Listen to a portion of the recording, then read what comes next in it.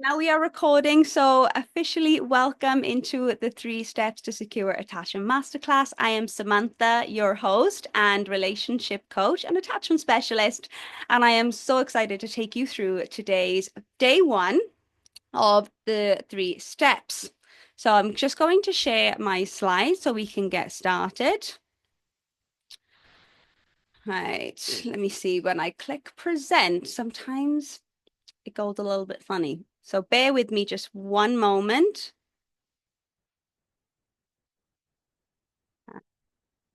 Do resume.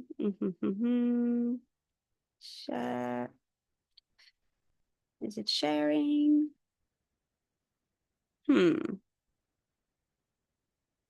Okay. I think you can see my screen. Let me know, guys, if you can see my screen. It says that you can, but I always want to make sure with you girls if you can see my screen. Yes, okay, perfect. So let's get going. I'm just going to put the chat down here. All right, so like I said, before we get started, grab a cuppa and get cozy. This is your time to be here, to be present. So remove any distractions, put your phone on airplane mode. You deserve this time, this personal development time to dive into you and your relationships and everything about it. Show up for yourself. Have that notebook and pen to hand because you're going to want to take notes. And I would love for us all to set an intention for this masterclass. So day one's theme is all about awakening, awakening to our patterns, to our attachment styles, to our beliefs, to our emotions, to our nervous system. We're going to do a little bit of awakening work today. So let's all together place our hand on our heart, and you're welcome to close down the eyes and just take a few breaths and see if there's any intention that comes through for you today. Anything that you would like to achieve from being here. Or maybe it's a certain energy you want to bring to the class, an energy of openness, an energy of gratitude. So you don't have to share it with us, but of course you're always welcome. But just maybe note it down in your mind, in your heart, on your notepad. Perfect. Whenever we set intentions for things, we can be more intentional with our lives, with our actions, and the goals that we want to achieve is more likely to get met. All right, so you, my lovely lady, share with me live. You are my live squad. So in any of the homework or if you're commenting on something in the Facebook group, just put hashtag live squad so I know that you are the women that are with me today. But we also have this training available on replay and the replay squad, put hashtag replay squad. And I know you guys, you're going to be watching it on YouTube and I've intentionally put it on YouTube so you can use the comment section. So you can join in on the conversation that we're going to have today. So please use that as you're watching the replay. And these recordings are going to be available for about 1 week after the live classes. So if my live squad, you want to replay the videos and go through them again, you are more than welcome to. Okay, so a little bit about this prize draw. I know that you're all excited to know what they are. So they're all you need to do is to comment on all 3 homework posts. So I know that you are watching their webinars, whether it's live or replay, it doesn't matter. All you need to do is show up and do the homework and you'll get entered in to the prize draw to win one of these prizes. The first prize is a 30-minute one-on-one private coaching call with myself. So we get to hang out, just me and you, and go through anything that you're struggling with at the moment or any intention you want to bring. And then the second prize is you will have access to one of my courses called Mastering Self-Trust. So this is a really great mini course if you are struggling with self-trust, which a lot of us are if you're here today. So you will get access to that. So all you need to do is after this training, whether you're watching this live or on replay, just drop your homework in the homework post that's going to be in the Facebook group. So if you haven't joined the Facebook group, make sure you do. And it will be pinned to the top of the page after every masterclass and linked in the replay email as well. So you will for sure find it. But if for anything that you cannot access, you're always welcome to reach out to me and my team, and we will make sure that you have access to anything that you can't get hold of. For an extra prize draw entry, if you are at all interested in getting more counts into this prize draw, I would love for you to share this masterclass on Instagram and tag me. So this could be you sitting down and being as part of this training, and or it could be something that you've realized after the masterclass and you want to share that and tag me, because I want to personally thank you, share you, shout you out, and also as a thank you, give you an extra entry into that prize draw. So if you feel called to do that, I would love to invite you to do that. All right. So I want to make sure that we are all here because we resonate with what this training is going to be all about. So I want to make sure that you're in the right place. You're here because you're an ambitious woman. So maybe you're excelling in your career, your fitness, you've got great friends, you travel a lot, you've got your shit sorted when you're single. Most of the time, right? When do we have it all of the time? Most of the time, you have your shit sorted. When you're single, you feel confident, you feel calm. But then when you start to date, when you start to get into relationships, that's when shit hits the fan. That's when things start to go south. And you're like, I don't know what's happening with me. I feel like I've gone from a grown ass woman to a 14-year-old teenager where I'm checking my phone constantly, where I can't sleep because I'm thinking about them all the time. And you feel like you've reversed back into what we used to be like as a teenager or even a needy 5-year-old child, and you don't understand what's happening. You need some support in the relationship department. And what you're noticing is anxiety and maybe some self-sabotage coming up when you do start to date and in relationships. Now, we're going to dive into attachment styles in a moment, and the self-sabotaging behavior that could come from each of the attachment styles. But what this could be is just over analyzing text messages, like ruminating on what you said on that last date, or maybe even pushing that person away because you feel like you're going to get hurt again, like they're going to break your heart.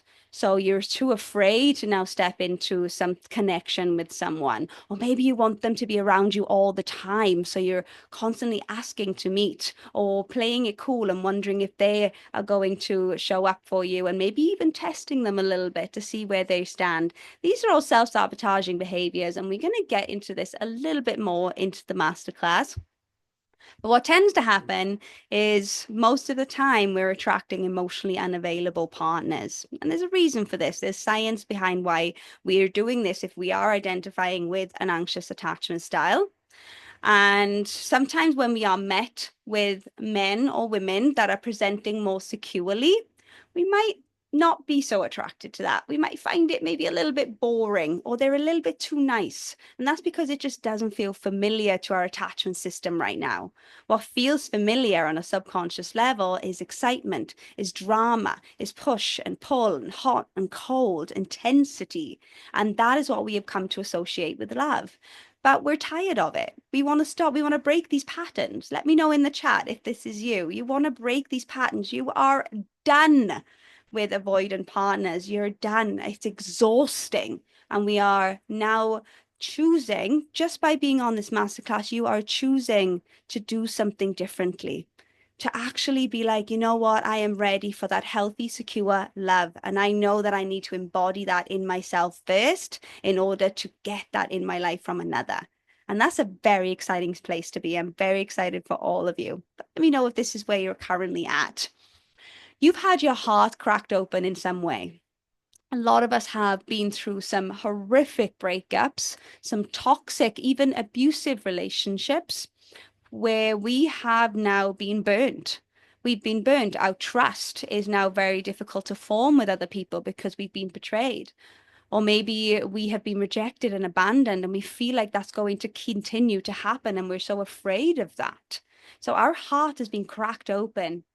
And when our heart is cracked open, it is exposed, it is vulnerable. And a lot of us try to shield it. We try to protect our hearts. when really we want to be able to see if we can soften your heart, heal your heart, soften it, open it again, but in a very empowered space, not in a vulnerable place where we're just giving it away, but we're being very choosy with it. It's a sacred part of us. And we're not just going to give it away anymore. We really want to take care of our heart. We often fall in love and get attached hard and fast. Let me know if this is you as well. I know for sure this is me in the past where I would meet someone that I really liked and I would start to get those feels and I'm like, I think I'm going to marry this person. And then I'm going to start to put my first name next to their surname to try it out, to start to imagine what our wedding would be like. And I am just falling hard for this person before we've even reached the third, fourth date. I'm already fantasizing, romanticizing them, and the idea of them, because let's be honest, we don't really know this person quite yet. We're getting to know them, but we're romanticizing the idea of what it could be like to be in relationship to them. And that is a little bit of a danger zone there because when we start to formulate ideas of what we want this person to be, we're setting ourselves up for a little bit of disappointment there because maybe they're not meeting those expectations then that we have, or even the expectations we put on a relationship, regardless of who that relationship is with. But we want a relationship to make us feel a certain way. Maybe we want the relationship to take away our anxiety, our sadness, our loneliness. And then we come to realize that actually that's not what a relationship does. A relationship is hard work, and we need to be prepared for that. So when we start to put these expectations on our relationships, we then meet with resentment or disappointment. So that might be happening. Let me know if it is for you. But what I do know about you, my loves, is that you have a big heart. You love to love. You are a romantic at heart. Absolutely guilty at that as well. We love to see love. We love to receive love. We want to be in love. We have so much to give to others. I hear this all the time from my clients. I have so much to give, but when I give, it just seems too much for people and they can't handle it. They can't receive it. And that is the truth. If we are choosing the more avoidant partner, they don't have the capacity to receive the love that we give. And we are pouring so much into other people, we forget to pour into ourselves. And then we go into self-sacrifice, self-abandonment, because we want to take care of people around us. But in the in the journey of that, we forget to take care of ourselves and we forget to take care of our needs and our boundaries and our desires and our wants. So our attention and our focus is so much on people around us to the point where maybe you're valuing other people's opinions and perspectives than your own. Maybe you have an idea of what you want to do. It could be something so small like where you want to eat. Oh, I feel like I want to eat pizza. And then you meet your friend, you meet your boyfriend or whatever, and they're like, oh, I want to go and eat pasta. And you're like, oh, okay, yeah, let's go eat pasta.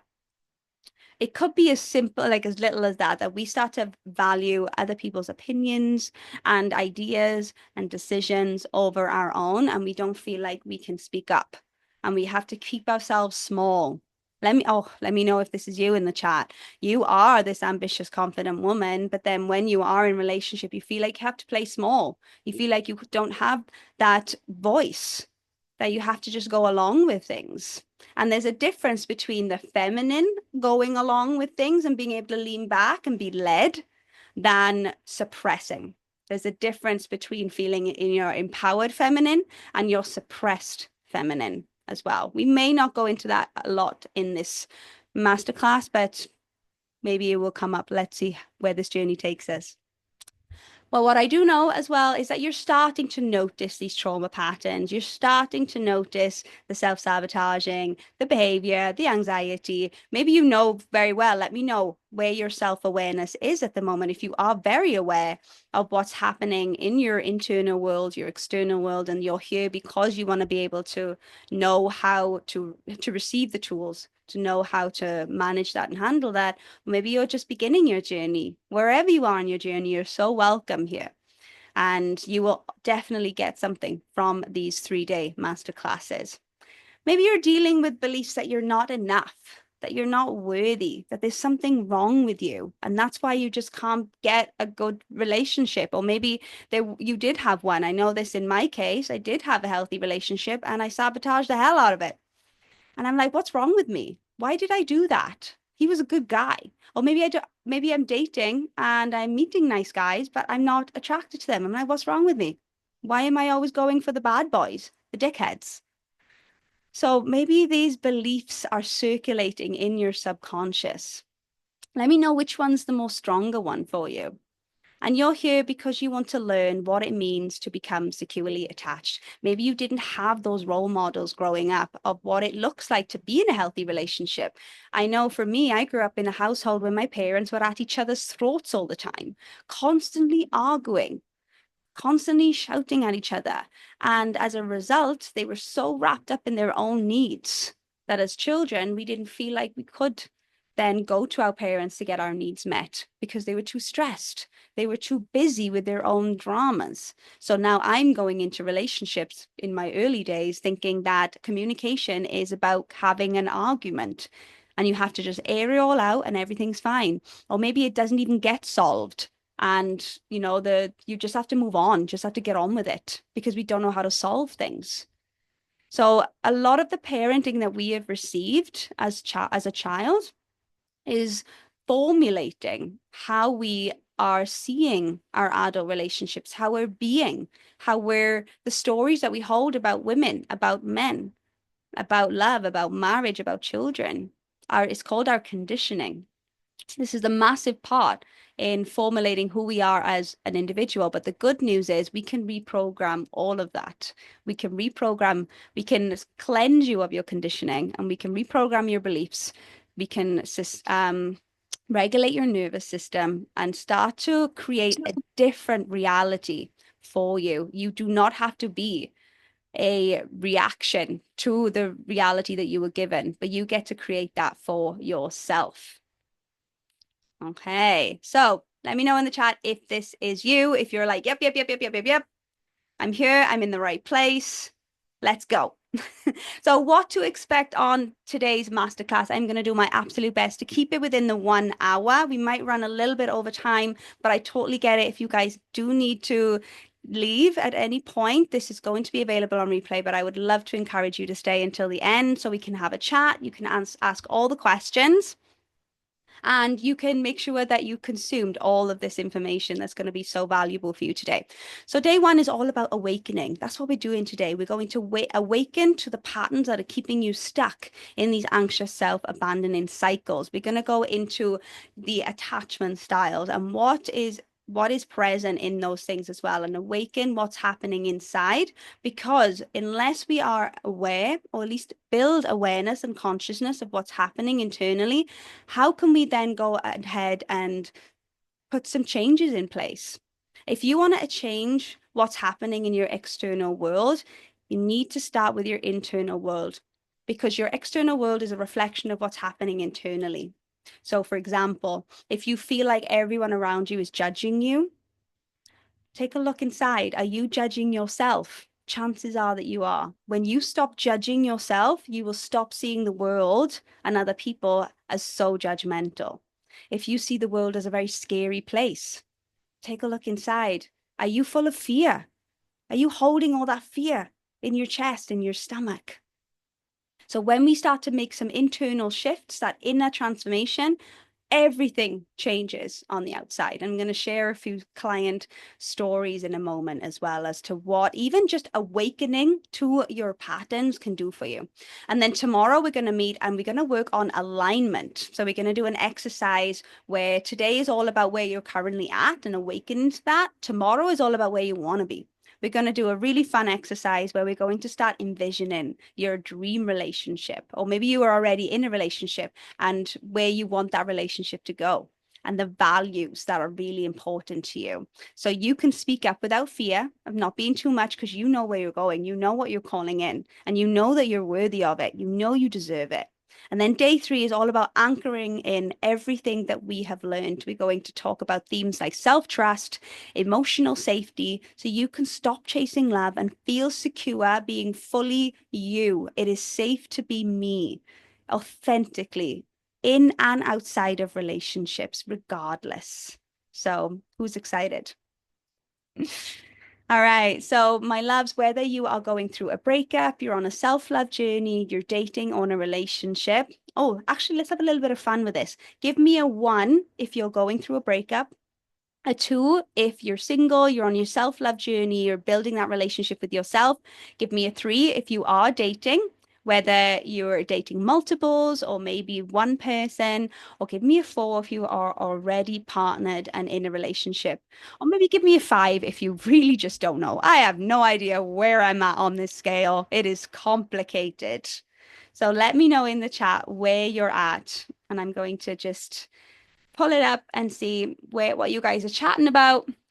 So, Antonella, I am attracting broken men. I am not so anxious inside, but I don't show it. Okay. Jessica, I struggle with codependency. Okay, you're in the right place, my love.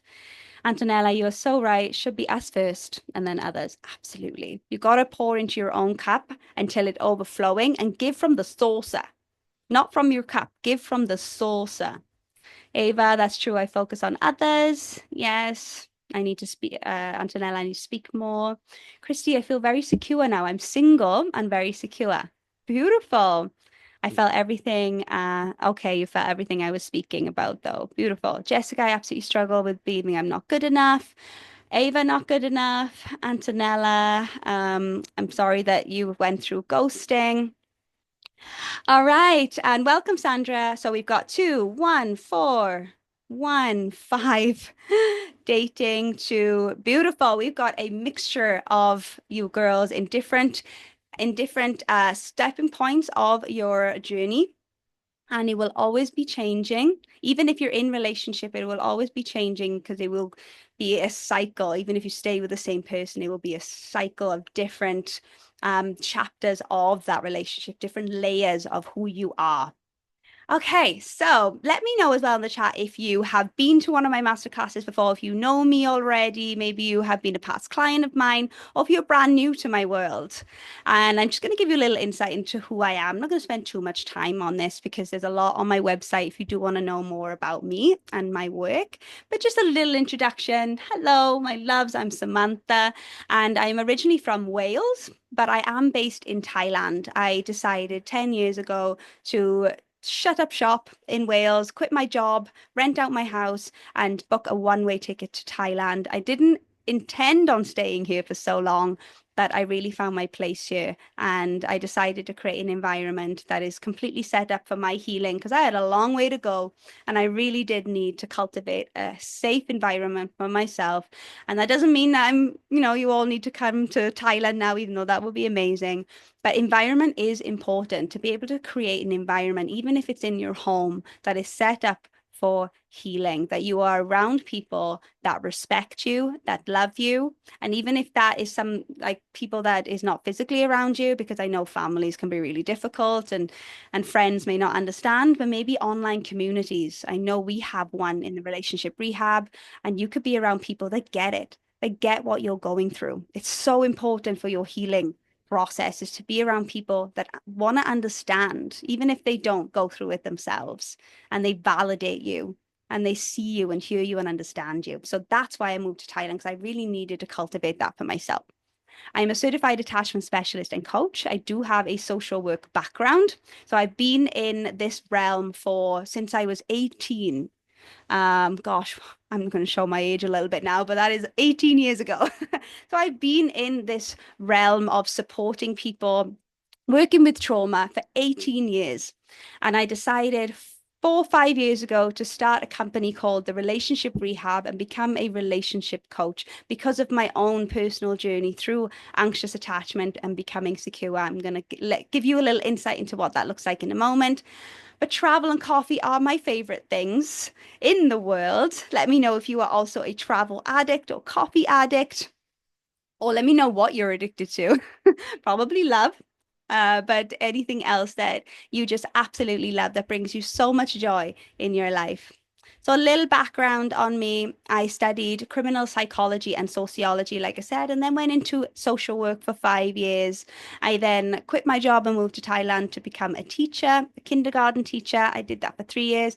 And then I started my transition into working online as a coach, as an attachment specialist. So I do have my integrated attachment theory certification, and I'm actually studying for my master's right now in trauma-informed somatic therapy, which is very exciting, very intense.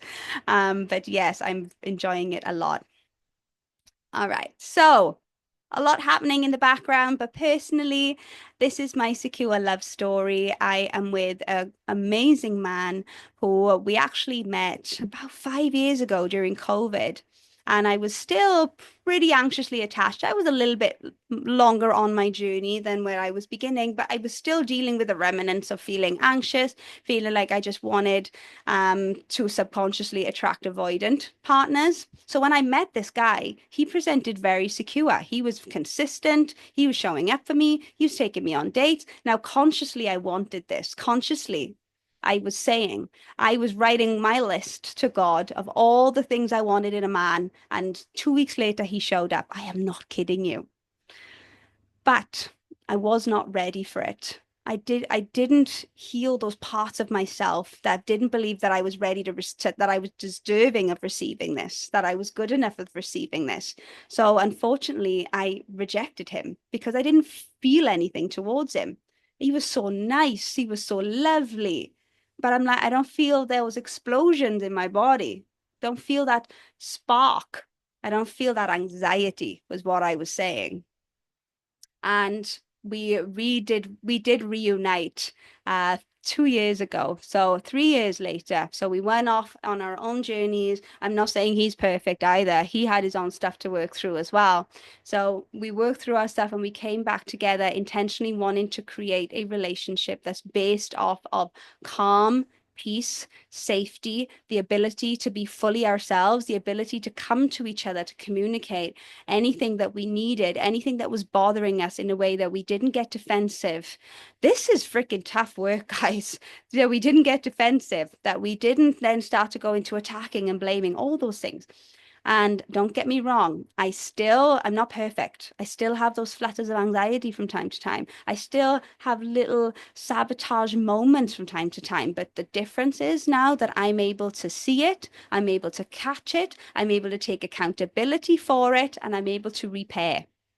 Because we are not here to be perfect human beings. We are going to be imperfect. Can we give ourselves permission for that?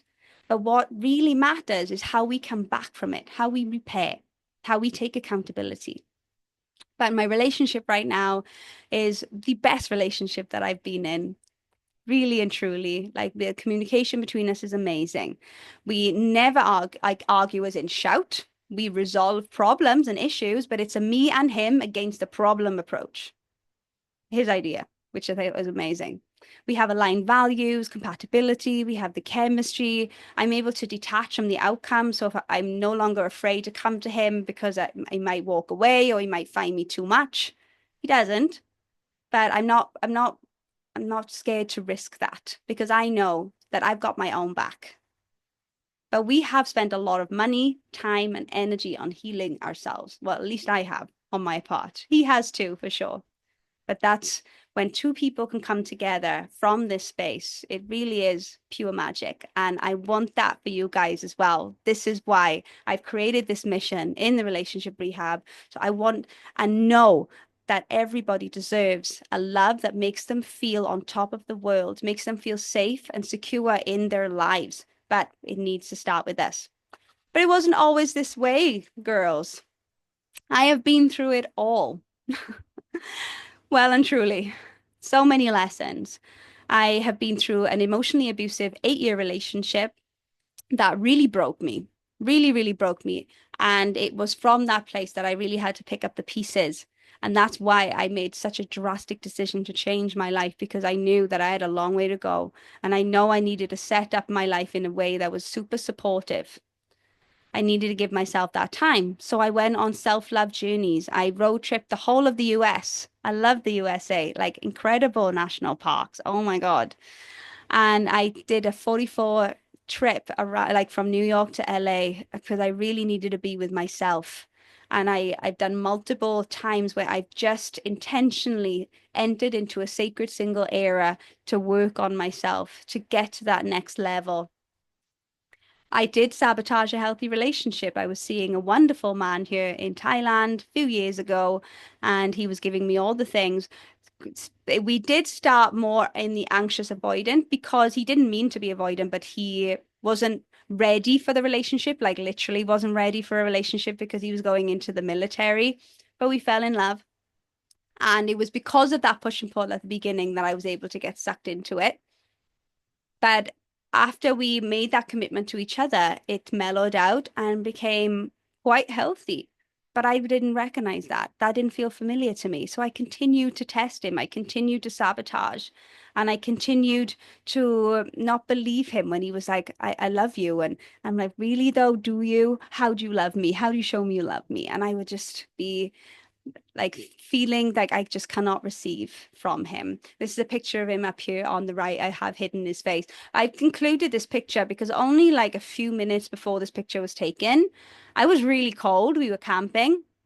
And instead of taking it upon myself to go and find a blanket or to take care of my own coldness, I was shouting at him. I'm like, I'm cold. You're okay with me being cold. Like, you can't love me then. You mustn't love me if you're okay with me being cold. Like, go and find me a blanket.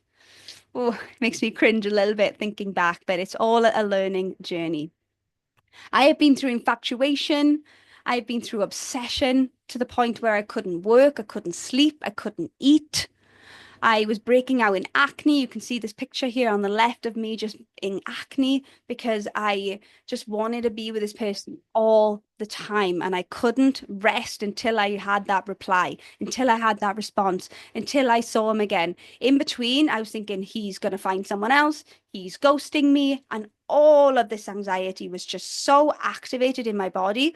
Cortisol was just flooding my system. And as a result, my digestive system stopped working. So I was bloated, I was constipated, I was breaking out in acne. I know some of my clients, their periods stop.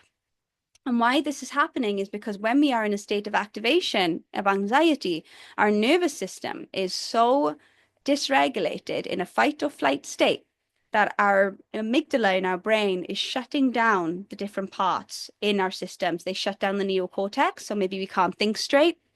We can't recall things. Our memory shut down. Our reproductive system's one of the first things to go. Our digestive system, because we are gearing up for a war. You might have felt this, right? Before you go into a difficult conversation with someone, like, I'm gearing up for a war. I'm ready to fight. I'm ready to defend myself because I refuse to go through this pain again. And we're like clenching our fists and tightening in our shoulders and our chest. And we are in this activated state. So I have been through all of that as well, where I'm Googling things like get your ex back, how to make him fall in love with you, how to make him obsessed with you, because I was playing games. I was playing it cool, but then I was also playing games. I was trying to almost like trick them or manipulate them to have the same feelings that I was having and to get what I wanted. And I was in full control mode, trying to control everything, trying to have the outcomes that I wanted from this person, from this relationship. I've been on situationship roller coasters. I did put a picture here with a lovely man that I was dating, but he was completely emotionally unavailable and avoidant, and yeah, didn't end well. So maybe you resonate with all of this. Let me know if you do in the chat. I'm just going to check it quickly. Let's see what you guys are saying. Okay, Christy, I'm in the middle of a situationship. It was the worst breakup, I believe. And being in Sammy's world helped me a ton. Oh, I'm so glad, my love. And situationships, my goodness, they can be even more painful to break up from than a long-term relationship. Let me know if that resonates. Definitely for me. Like it feels unfinished, right? It feels like my whole plan and vision for you has completely fallen apart. It hasn't come into fruition. And it feels really hard to let go of that person. All right, so we got a few tea addicts here, hot chocolate. Ava, I want these things too, but then a part of me finds them weird and wonder if there's any other intentions. Yeah, we start to think, what do they want from me? Right. Jessica, I've been in two abusive relationships. I'm sorry to hear that, my love. Okay. It's all resonating with you. I'm so happy to hear that. All right, let's move on. So I'm going to blow my trumpet a little bit, give you a little bit of insight into some of my clients' journeys. But like I said, we're not going to spend too long here. We're going to get into the work in a moment. But I just wanted to show you that this is completely possible for you. If it's possible for my clients, it is possible for you 100%. If you are committed and you are open to change, then there is nothing that could hold you back. Only you could hold you back. So Julie came into my coaching programs, and within 4 months, she found her partner. She was really able to find that true love in herself and gave her the tools to succeed in any relationship. And yeah, that was just a beautiful journey that we went on together. And, it's challenging. Don't get me wrong, it's challenging, it's effort. Just like learning a new language, it literally is like learning a new language, and you're learning to know your inner world, to speak a different way to yourself, to speak a different way to others, and speak your nervous system language and all that stuff as well. So here are some other results that we've been able to get from doing this type of work. I won't go through them. You can always come back on the replay and pause and just read through them. But we've had women that have met their partners in the coaching programs. But the most important thing, the most amazing thing that I've witnessed for the women coming into my programs is that they find themselves. They find that true love within themselves. And then it's that realization that I've been looking outside of myself for so long, when really it's all within me. And I just needed that support to access it, to access that joy, that gratitude, that love, that peace, that calm, that fulfillment. And it's just the most beautiful thing, realizing that there's actually nothing wrong with you. It's your programming, and that it all can be reprogrammed and rewired with a little bit of support. Okay, so let's get going into the nitty-gritty of this masterclass. Are you ready? Give me a chat. Give me a yes in the chat. Are you ready to embrace your securely attached era so you can break those toxic patterns, fall deeply in love with yourself, and receive secure love? Just gotta sip my water. Beautiful. We are ready. Let's get going. All right. So step one, awaken. So I want to do just a very small nervous system exercise before we get into the more psychology stuff. Let's do a little bit of a somatic practice together. So we're just going to take a few minutes to really awaken to what's alive in our systems right now. So I want to invite you to just lean back into your chair or lie down or just sit down if you are busy and doing something. Just for a moment, be with us, be with yourself, and close down the eyes. Place one hand on your chest and one hand on your belly. And just notice what your breathing pattern is like. Just notice if there are any emotions that are present, if there are any sensations in your body. Without judgment and without trying to change them. This is just pure observation. Noticing your breath, noticing your body, maybe noticing your mind, seeing what thoughts are coming through for you. It is when we start to pay attention to our inner world that we can start to feel the aliveness within us. And maybe it's a not very comfortable aliveness right now. Maybe it's an activated aliveness, and that's okay. Just keep focusing on your breath. If you're feeling a little bit overwhelmed, just notice. Maybe you are feeling calm. Just notice what it feels like to be with yourself right now, just for a moment, in a peaceful state.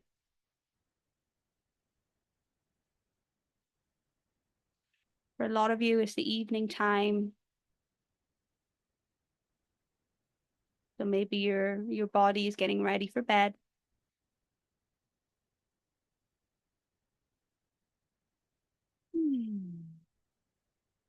Beautiful. And then all together, we're going to do something called a physiological sigh. So we're going to breathe in through the nose, exhale through the mouth, then a sigh like, ah. And we're going to release any of that tension or stress or anxiety that you're feeling in your body right now. So let's do this together. Let's breathe in deeply through the nose and exhale through the mouth. Ah. You might feel a little bit silly doing this. If it's your first time, it's okay. But just notice if it has released or shifted anything in your body. Beautiful. All right. So now we are connected to what is going on within. And you can also just take this time to just jot a few things down in your notebook of anything that you've noticed. Oh, I notice anxiety in my chest. I notice that my breathing is really rigid right now. Anything that you noticed, you can always write that down. And it's all about collecting information about ourselves. Okay, so the modern world we live in. I just wanted to take a moment to really paint a picture of the world that we're all living in right now. Some of the modern struggles that we're coming up against in dating, in relationships, in our own mental health. And the truth is, we are living in an overstimulated, spiritually starved world. We're living in a world that's constantly buzzing, hustling, scrolling, performing, and it's exhausting. And when it comes to being in tune with your emotions, with your spirituality, with yourself, we don't feel like we fully belong. We don't feel like we're fully loved. We don't feel like we're fully seen, heard, and understood. And we're constantly chasing. We're constantly going after things around us. We're constantly achieving, keeping up with the Joneses, as we say in the UK. And so many of us are being starved of that true, authentic love from ourselves, that sense of belonging. We are having a loneliness pandemic right now in this world. And we're constantly overwhelmed by our emotions. We're swimming, we're drowning, don't know how to handle them because we've never been taught how to feel them. We've never been taught how to process them. Maybe we've had parents that were emotionally shut down, emotionally unavailable. Maybe you're saying something like, I come from a family where we didn't talk about feelings. We don't say I love you to each other. We don't hug each other. Feelings is not welcome in my family home.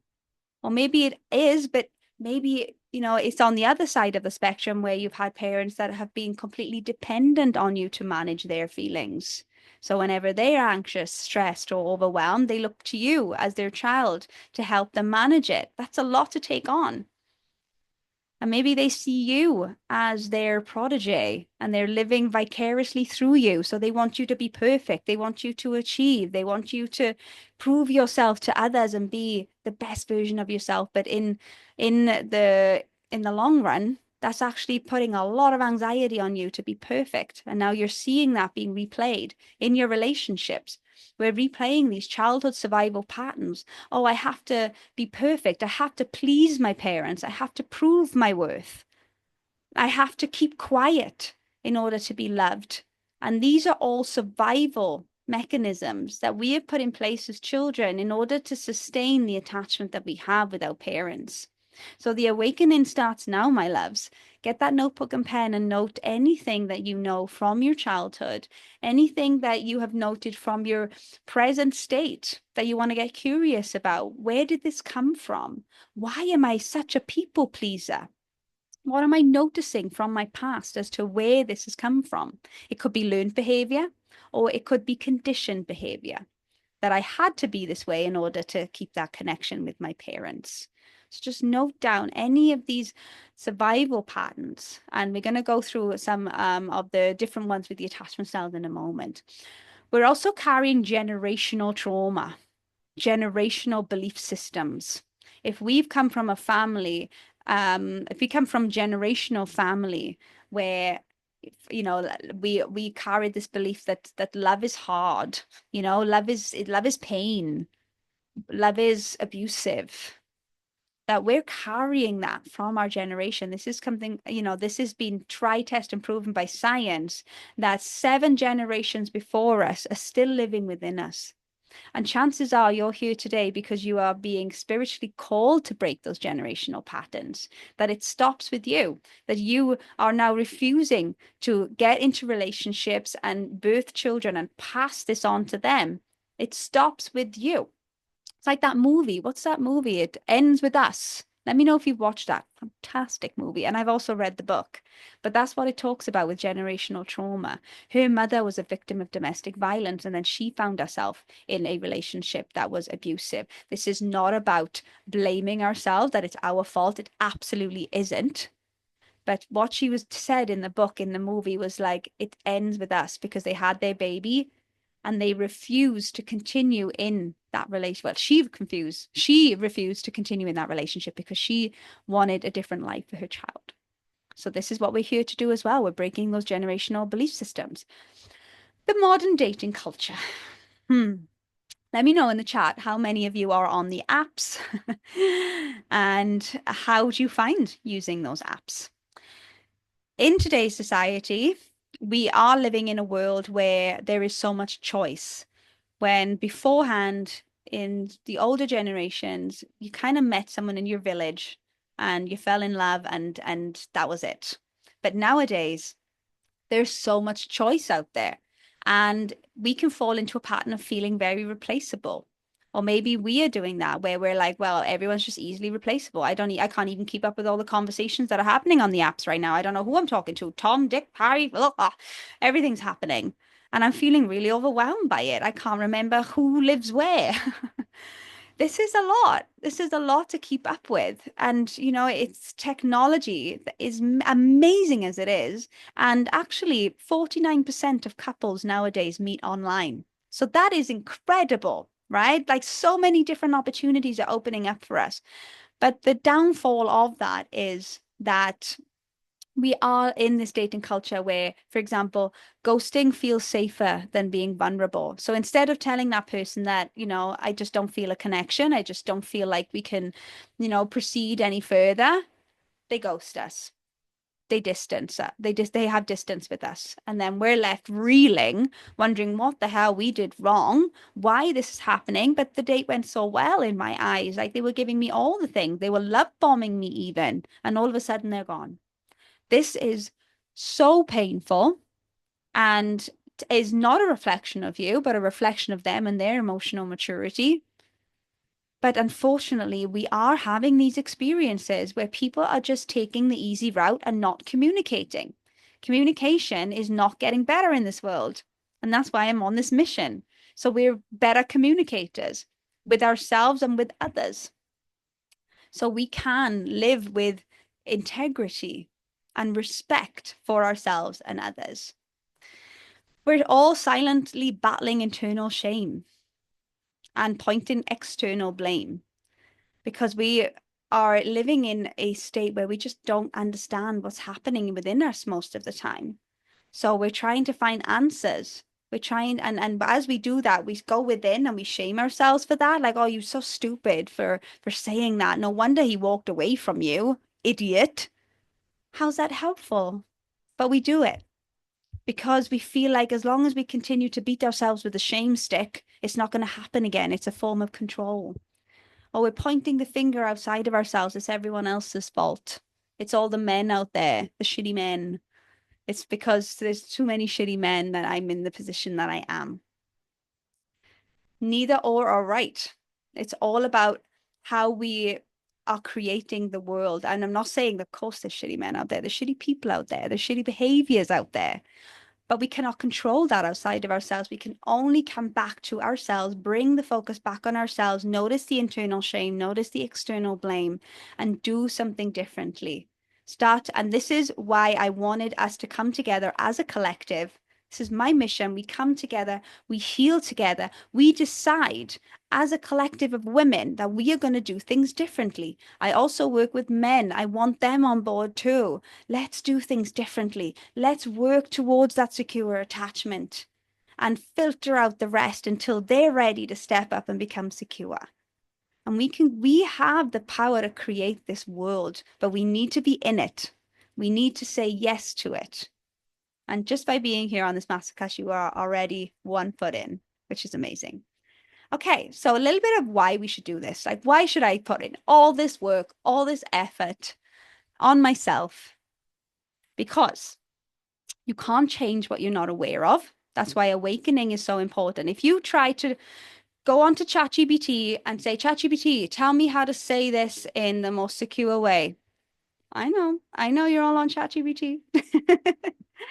Tell me what boundary I should put down here. And we're asking, again, something outside of ourselves, what we should do.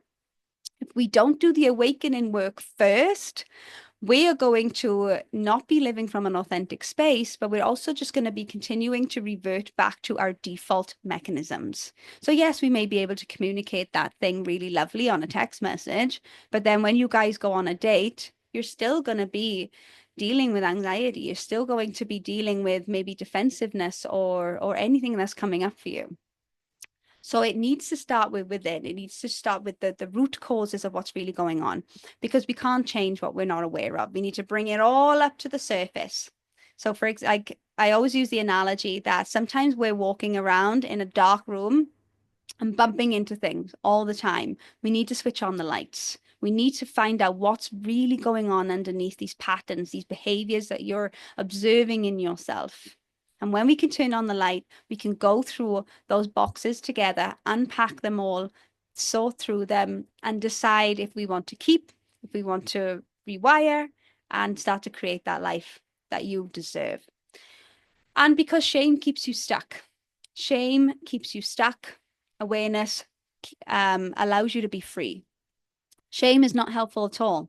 If you find yourself in shame spirals, telling yourself you should do this, you shouldn't do that, I need to do this, oh, I'm not good enough, I'm not worthy enough, we're just keeping ourselves stuck in that box. Shame is very unhelpful, and we need to be able to release that from your system. You need to realize that you're not your trauma or patterns or beliefs. This is not you as your identity. I always say that you are born secure. 100%. Everybody is born secure. You don't come out of the womb feeling anxious.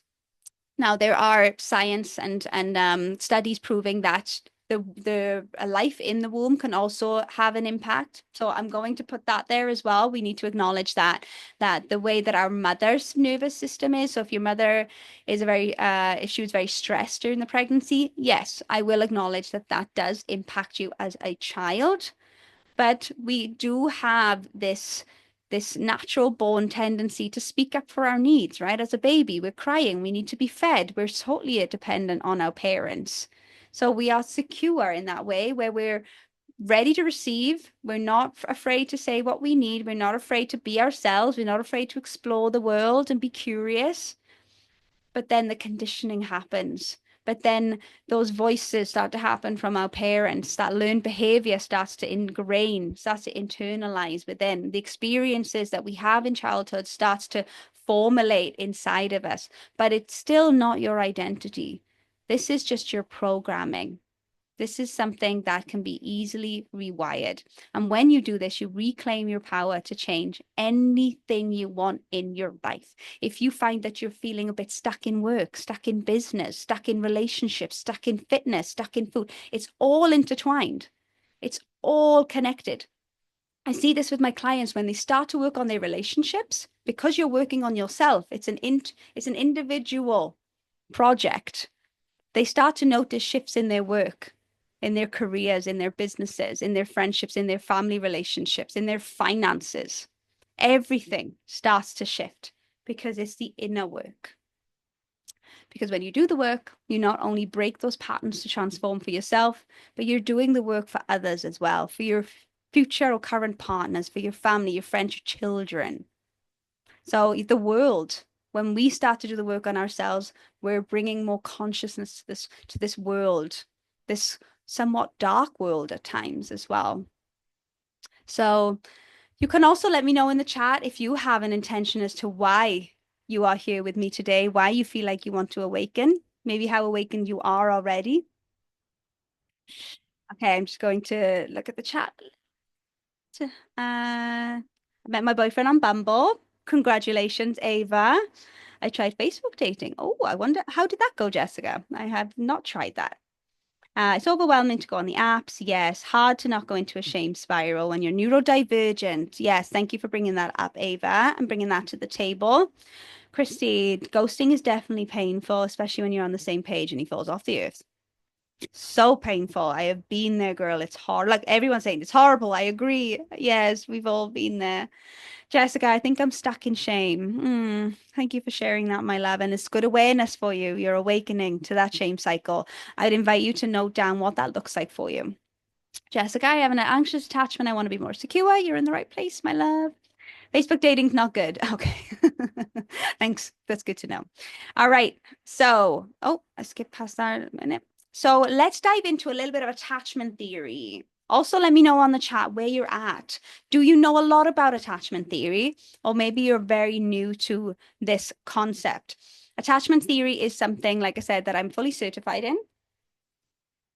And I use a lot, if not the primary theory modality in my work. It gives us a lot of insight into what's going on within us. So this is the time to get your notebook and pen if you haven't already. And this is the awakening work. So as I'm going through this, and we're going to look at the 3 insecure attachment styles, I want you to note down what resonates for you. And any notes to do some more self-exploration and self-curiosity as well.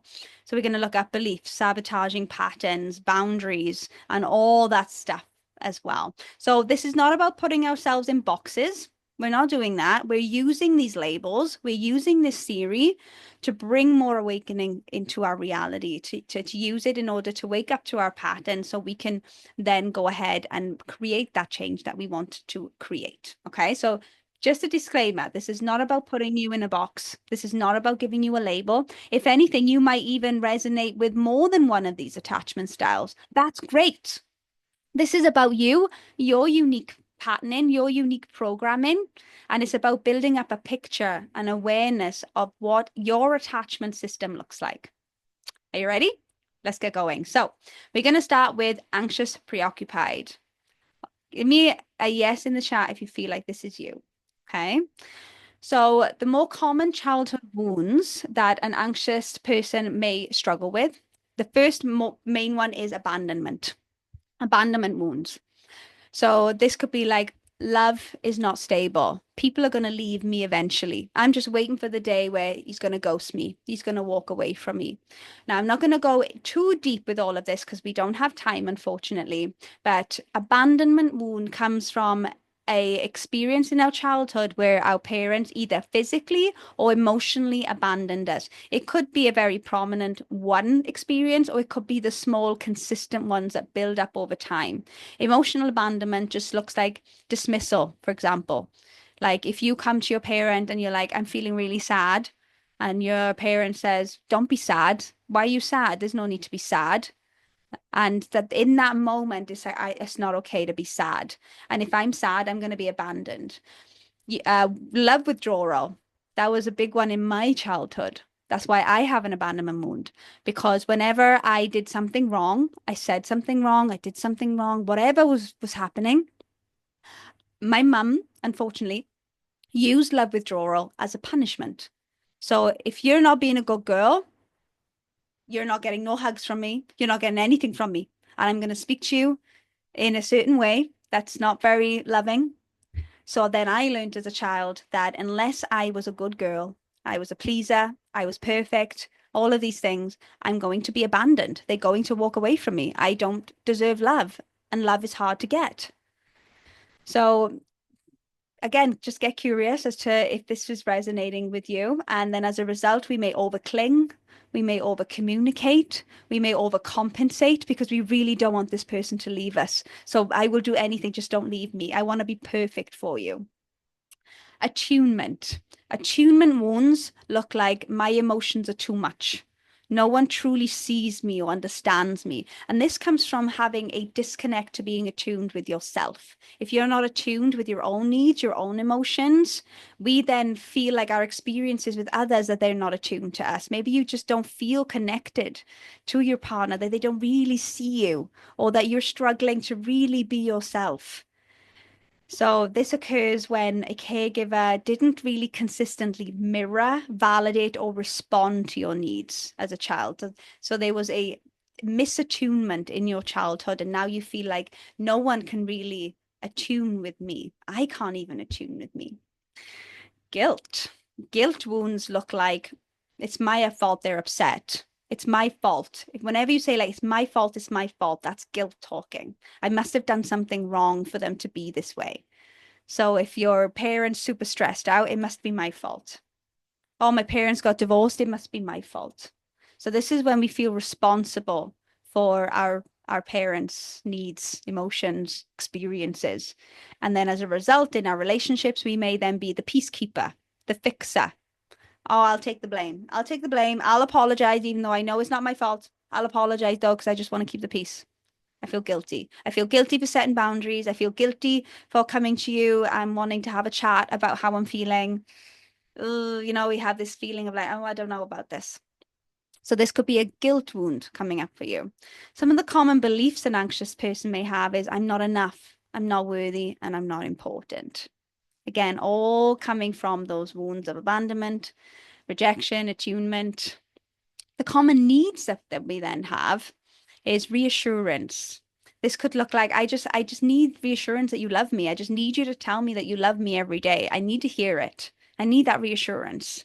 I need you to keep pouring into my reassurance bucket because I sometimes forget. I sometimes don't think that you do. So we're looking for this reassurance. And we may be looking for the reassurance that they're not going to leave us, that we're now going into testing behaviors. You can see here on the sabotaging behaviors, we may test their love. We may test how much they know us by, thinking, oh, they're going to read our mind. They're going to know what we want. They should just know what we want because if they loved me, they would. It's not really, it doesn't really work that way. So we're constantly looking for reassurance that we're not going to be abandoned. Validation.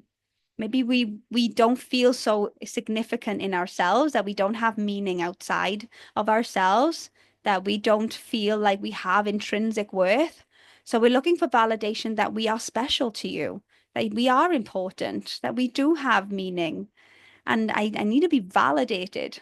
And this is difference between being validated in your experience and your feelings and being validated in the relationship. And these are not bad needs, by the way, guys. Like these are just needs that we need to be aware of. It's like, okay, these are my needs. These are my human needs. How can I give myself these needs of reassurance and validation and closeness? Connection is a big one for the anxious. Just feeling like I need to be connected to you.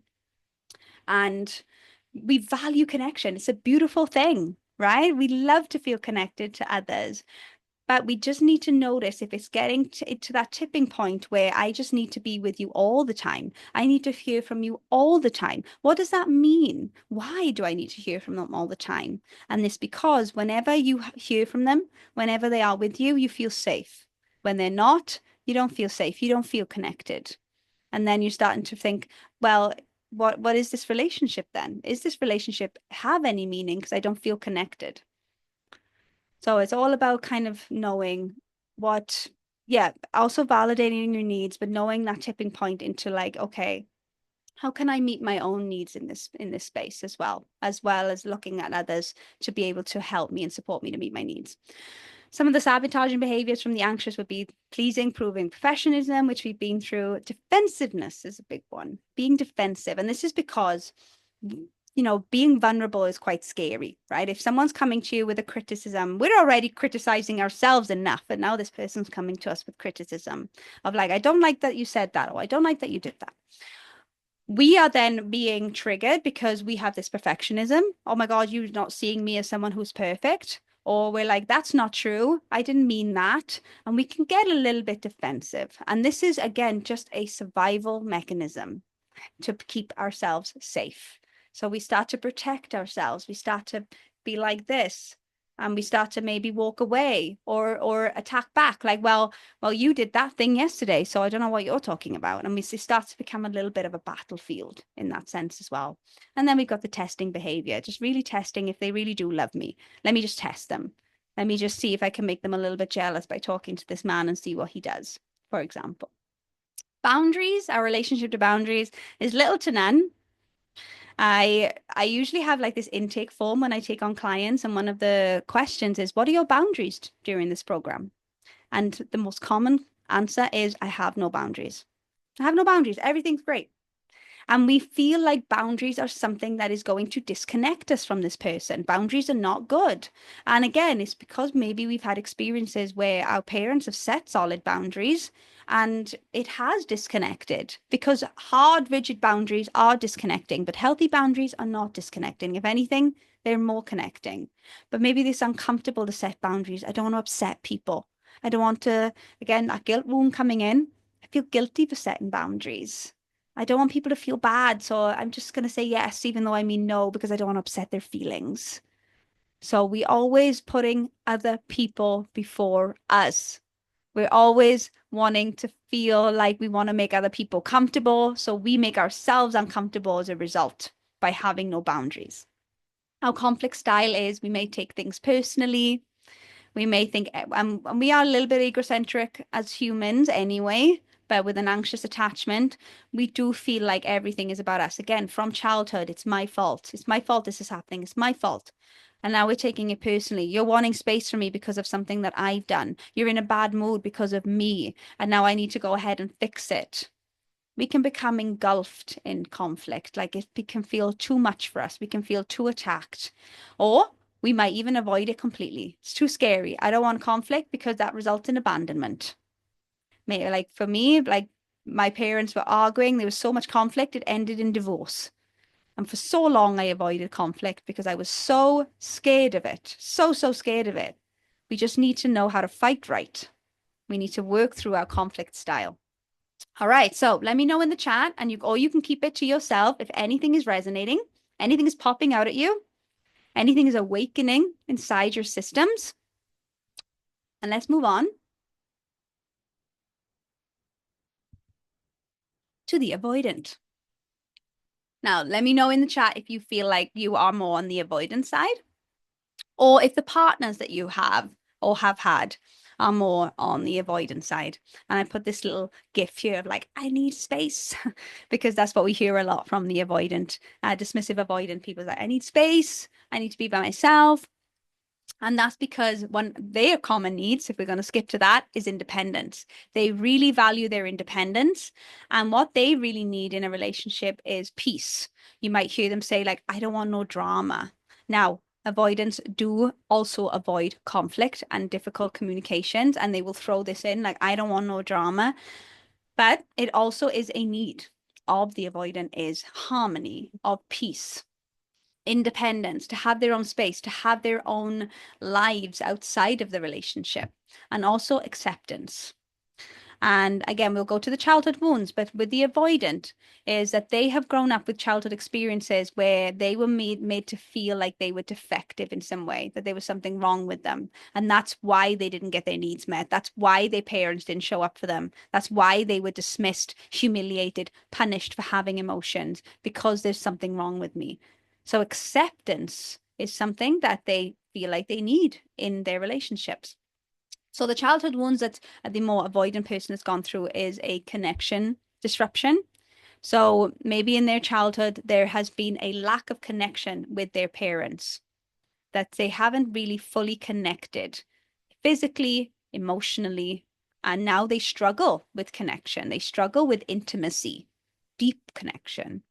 They struggle with vulnerability. Maybe they've had experiences where it hasn't been safe for them to express their emotions, to express their needs. They've been humiliated, punished, shut down, dismissed for that. And then they formulate the belief that I can only depend on myself.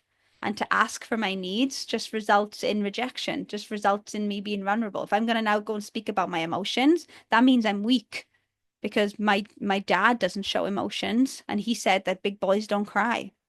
We don't know what's going on in someone's childhood, right? But let me know if this is you. the hyper independence.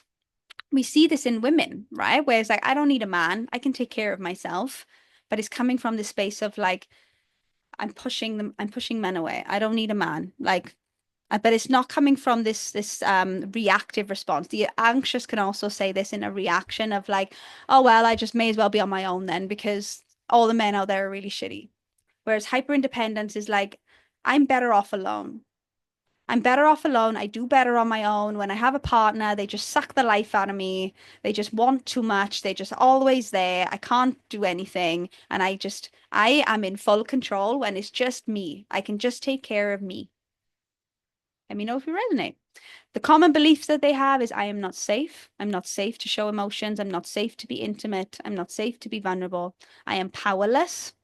So what I also find in my avoidant clients is sometimes they'll go along with whatever their partner wants because they want to avoid conflict first and foremost, but because they intrinsically feel powerless inside, that I don't have control over my life, and that's why I need so much space so I can feel like I'm in control of it. Because when I have someone else in my life, I feel completely powerless, and I have to now go along with anything that they want to do.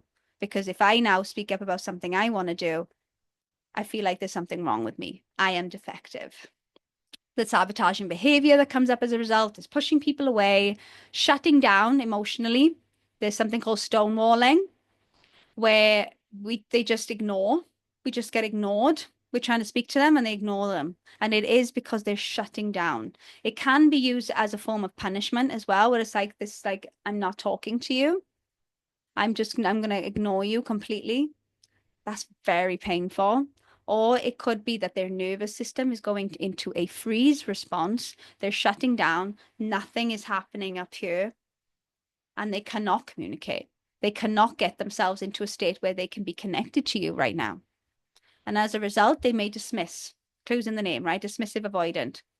Like, I don't want to hear it. I don't want to hear what your experience is. Like, what about me? And they will start to dismiss. Like, you shouldn't feel like that because that's not what I meant. So why do you feel like that?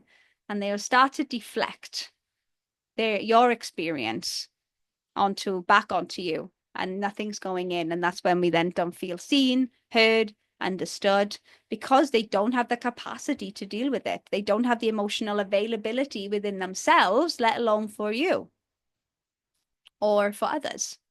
Right? And avoidance boundaries are very strong, very rigid, keeping people at arm's length. Yep, this is where I feel safe when you're all over there and I'm here.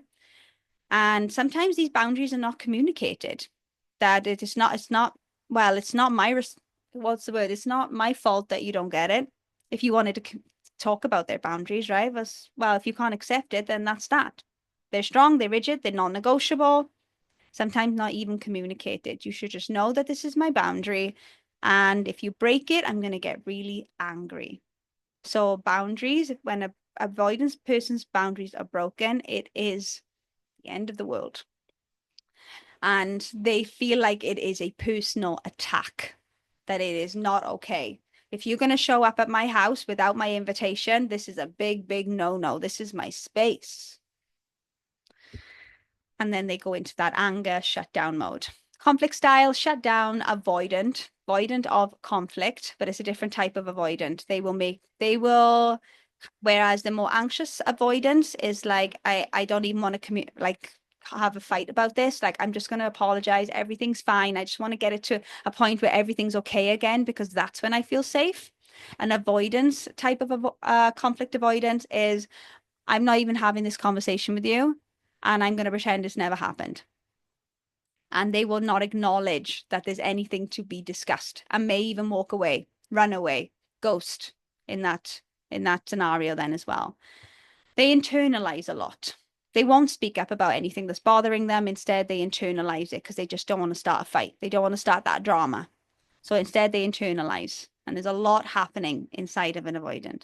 Or, like I said, they may deflect. They may make it your fault. They may make it that you're to blame. They may gaslight you in a way as well. So let me know if this is something that feels all too real for you guys. And then lastly, we have something called the fearful avoidant. Now, this is a mixture of both the anxious and the avoidant. And they do have their own intricate signs as well. So I can't go into this in too much depth because we are running out of time, but a little overview into the fearful avoidant. And I do have podcast episodes breaking down these attachment styles as well, my love. So if you want to have a bit more in-depth conversation or listen to an episode about all these attachment styles, you can find them on my podcast. Just shoot me a DM and I can send you the episode that you want to have. All right, so fearful avoidant. I got this little gif here of like a push and pull. Because when you're in a relationship with a fearful avoidant, or if you are a fearful avoidant, you might notice there's a lot of push and pull happening, hot and cold. You know that Katy Perry song, Hot and Cold? That's how I see a fearful avoidance. Like you're hot and you're cold. You're yes and you're no. You're in and you're out. You're up and you're down. It's like, I really want to be with you. Actually, no, I don't. Let's get married. Actually, I changed my mind. Or it's like, I want to break up with you. Actually, I don't. Come back. So this could be this in and out. Like, I don't want you to come. Well, actually, I do. Because there's a lot happening inside the more fearful avoidant individual. There's a lot of confusion. There's a lot of strong emotions happening within. And there's a lot of wounds at play here as well. The main ones being trust and betrayal. A lot of fearful avoidant individuals have a difficulty trusting other people. So I noticed a comment in the chat earlier of like, I start to wonder what their intentions are. I start to wonder what they want. So this could be a sign of like, I don't know if I can trust you. I don't know if you're here to hurt me. I don't know if you're here to, I need to keep you at arm's length until I feel safe trusting you. And this is because maybe of some experiences of betrayal in childhood, or even in early relational experiences of cheating, of adultery. And we always feel like this person is going to betray us one way or another, whether they're going to lie to us, break our trust. So it's not safe to now fully trust this person. I need to keep myself protected in some way. Otherwise, they might betray me. And sometimes in those signs where we feel like this person's going to betray us, and I have seen examples of this where an individual can get so up in their head that that person's going to cheat on them eventually, that they will then go and cheat. So it's almost like this power play where I am going to betray you before you betray me. I'm going to reject you. I'm going to break up with you before you have a chance to break up with me. And it's almost like these emotional reactions to these fears, to these wounds that are being carried. Shame is a big one. Now, we're all dealing with shame regardless of your attachment style, but there is a deep shame wound with the fearful avoidant because the childhoods that they had are very complex, maybe even abusive and neglective. So they then start to cultivate shame in their child experiences, that it's because of me that all of this is happening around me. It must be because I am shameful, especially if we've had very traumatic experience that involve sexual trauma. We can internalize that and put this big blanket of shame on our bodies, on ourselves, and we're not worthy. We are not worthy of receiving because we are so shameful as an individual. Rejection, big one. Like fear of rejection in the most littlest of ways, even if like there's a little change in the tone of voice, I'm going to be rejected. You're rejecting me with your words, with your tone of voice, with your body language. So they're hyper vigilant is one of the signs of and also we see it in the anxious as well, but there's a big hyper vigilance because they've had to be as a child. They've had to be hyper vigilant to all their surroundings, to what's happening, so they can keep themselves safe. That's the big belief. I am not safe. I am not safe. They've had a very turbulent childhood where they never felt safe. And now they're dealing with a very dysregulated nervous system. I'm not safe. I am disrespected. I am powerless. So to be honest, there's a lot of beliefs that are happening to the fearful avoidant, both from the anxious and the avoidant as well. So there's a mixture of the both. Like I'm going to be abandoned, I'm going to be suffocated. So it can be very like dual beliefs happening here as well. It's like I'm going to be abandoned, so I need you to be as close as possible. Or actually get away from me because you're now suffocating me. So it's all these different beliefs at play. And then the common needs of the fearful avoidant is control. The more in control I feel, the safer I feel. So I need to control everything. I need to control what you say, what you do, how the relationship is going. I need to feel like I am the more powerful one in the relationship, because only then do I feel like I have full control. I cannot just surrender. I cannot just lean back and allow things to happen. Oh, no, no. I have to stay in control. Deep intimacy. Now, fearful avoidance have this beautiful, beautiful way of being where they're so present with you. They're so ready for that deep intimacy, and they don't do shallow relationships. And they would rather have relationships that are really going to fulfill them on a deep level. And sometimes this can come from a space of not knowing how to do that for themselves. So they need those connections in order to fulfill their needs as and when, but also they really value it. And independence. So a lot of fearful avoidance may say, like, what's a perfect setup for me is I have my house, they have their house, just opposite. That's perfect. They're just there when I want them, and I have my own space here as well. So they feel safe in relationship when someone is at a distance, but also close enough for when they want them to come close as well. So some of the sabotaging behaviors, like the hot and cold, I'm really in on this, and then you pull back. I'm really here, and then it's distance. So it's like this type of dynamic, pushing people away, just like the avoidant, because maybe it doesn't feel safe, feel like you're going to abandon, reject, you're going to shame me, you're going to disrespect me. So I'm going to keep you at arm's length. And those power games of needing to feel like I'm the most powerful one in the relationship.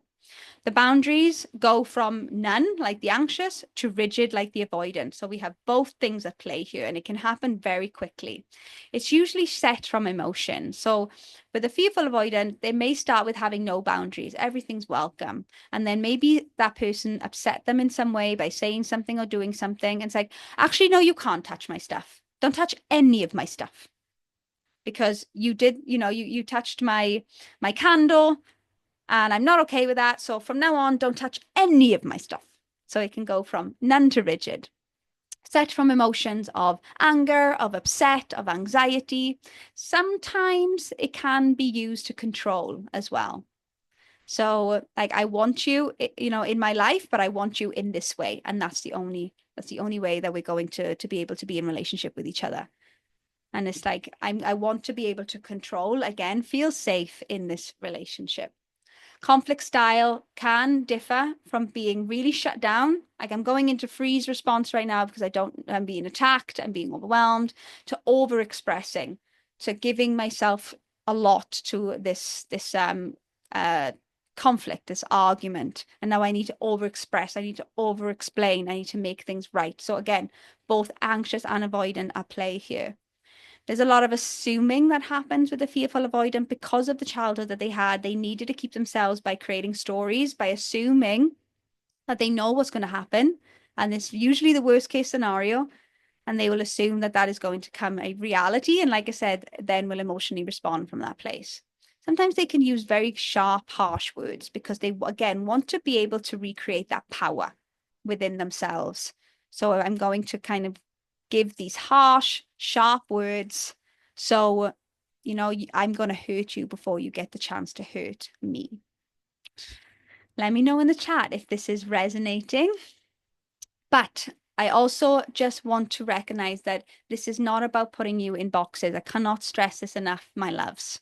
This is all about identifying what patterns you hold, what behaviors you see present. It doesn't mean now that you're a fearful avoidant or an anxious. You could be a mixture of both.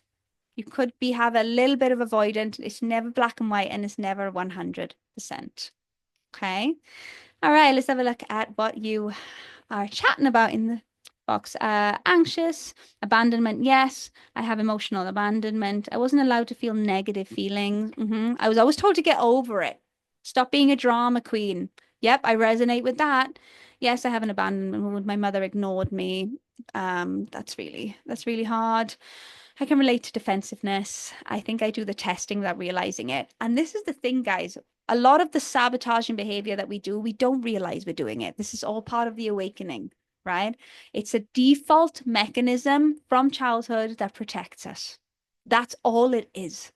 That's all it is. It doesn't mean that you're a bad person. It doesn't mean that you don't deserve love. It is a protective mechanism, that defensiveness, that testing, that controlling.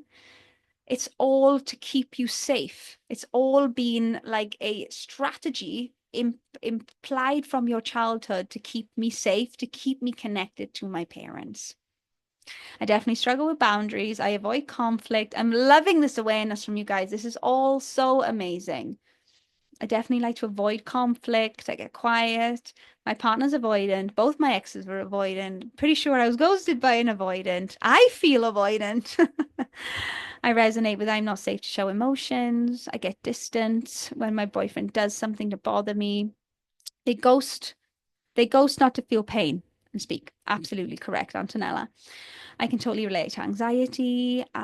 Is it possible to resonate with both anxious and fearful avoidant? Yes, absolutely. You can resonate with all three.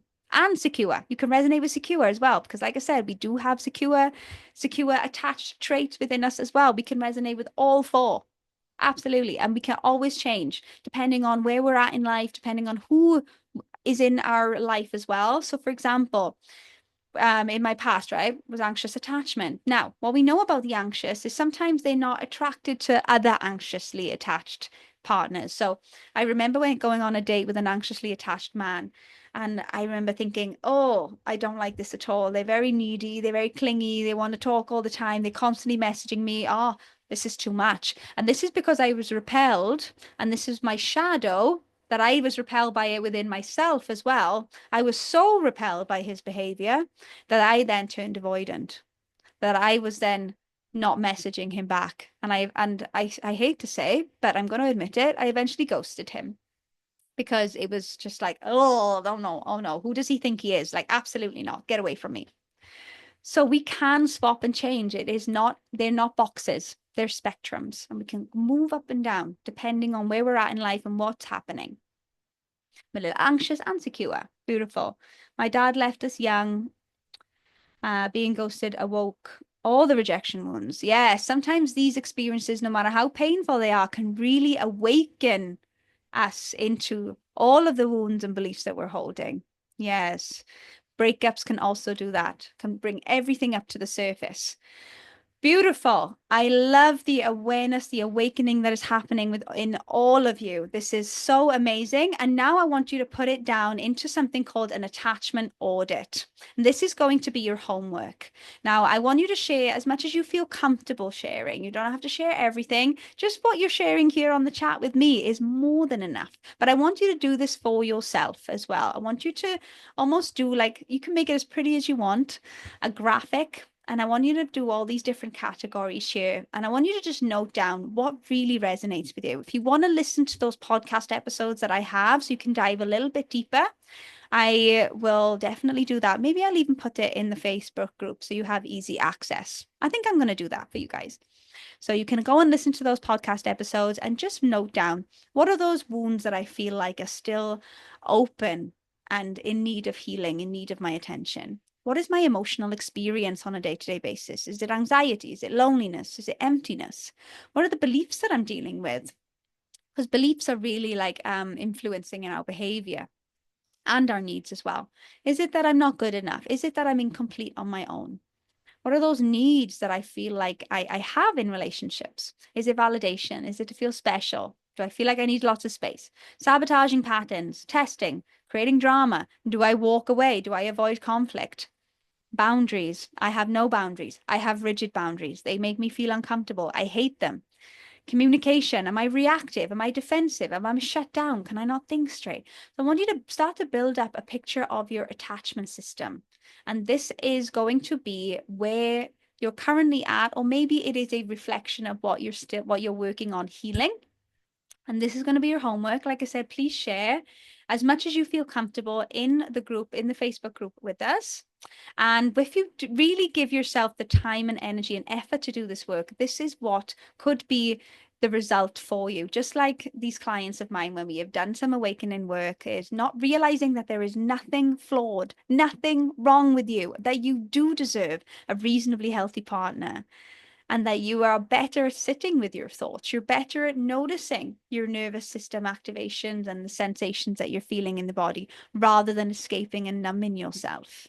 You are becoming more aware of your needs and your mindset, feeling more comfortable in yourself, feeling like you can trust yourself more now that you've built up all this awareness.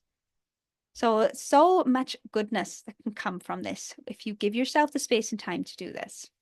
All right, so share that one takeaway and complete all 3 days to be entered into the prize. I'm going to give you time, okay? We're not going to do the prize draw until Monday, next Monday. So you have the weekend. I know you're all busy women, myself included. So don't panic. Don't feel like you now have to rush this. I don't want you to rush this. You have time. You got the weekend. And as long as you get those 3 days homework into the group, you will get into that prize draw. But all in all, it is just to support you, to encourage you to do this work on yourself, because I promise you, if you give yourself this time, it will open up so many doors for you. And get ready to be coached in the comments by myself and ask any questions and to get the support from the group as well. All right, and that concludes our masterclass for day one. We are an hour and a half in. It's a pretty good time. It's okay. But I do want to leave a little bit of time for questions. So just 5 minutes. If you do have any questions, just pop them in the chat right now. And also make sure that you mark your calendars for tomorrow. It's going to be the same time. And like I said, tomorrow we're going to have a little bit of fun. We've built up a big picture now of where we are. We've awoken to some of the patterns that are within us. And now we're going to create a vision of what we want to call in. So make sure you don't miss day two. It's going to be a really, really good one, all about aligning ourselves to these visions and values that we have for our lives. All right. So any questions at all? Okay, Jessica. So we need to submit the homework on the Facebook page. Yes, if that's possible. So make sure you join the Facebook group. If you do not have Facebook, because I know a lot of people are coming away from Facebook these days, you can also, what could be an alternative here? You can also just message me. Just message me and say what your takeaways were, and I can share them for you then in the group if you with your permission, or I could just note down that you showed up for yourself, you've done the work, and therefore you are in the prize draw. Antonella, okay, should I contact my ex? It's been almost 5 weeks. He's not contacted me. I have not either. Okay, why? Why would you like to contact your ex? What's going on for you? This is a very it's a very good question. It's a very good question to get curious with yourself. Why do you want to contact your ex? There's no right or wrong answer here. I'm not about to be like, no. But if you feel like it's in your best interest to not contact them, like, what's the intention? Okay, I miss him. Of course you miss him.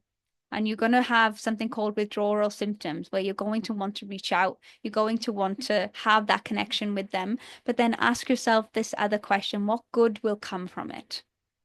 What will you get from contacting them? Will it really benefit you in the long run? Because sometimes we can fall into that instant gratification because we just want to hear from them. But is it really going to make you feel better in the long run? If it's been 5 weeks, and we then start to create contact with our ex, we may risk unraveling some of the processing that we've already done of going through that breakup. He was my best friend to talk. Yeah, I totally understand, my love. It is so hard. A lot of us can resonate.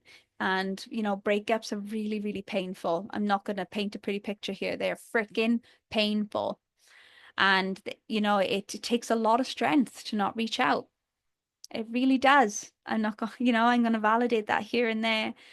And this is a time to really, really turn the focus back on yourself, to acknowledge that you miss him, to say it's okay to miss him, not to shame yourself for missing him. It's all right to miss somebody. But when I do, so this is a practice that I did. I wonder if it will be helpful for you. When I'm going through breakups, I'm really missing this person. I might find myself getting into rumination, thinking what ifs, fantasizing about what could have been, or thinking about what was. I do my best to stop all of that because I know deep down it's not helpful. I journal, I write it down, I validate, I come back to myself, I give myself compassion, and then I'll send some love to that person. I'm thinking of them. I'm not going to contact them though and let them know, but instead I'm just going to close my eyes and say a little prayer. I'm just going to send them some love. I hope they're well. Because I know a lot of us can fall into that well of like, I hope they're missing me. I hope they're miserable. I hope they're unhappy without me. I get it. I get it. Sometimes we need to have that space, right?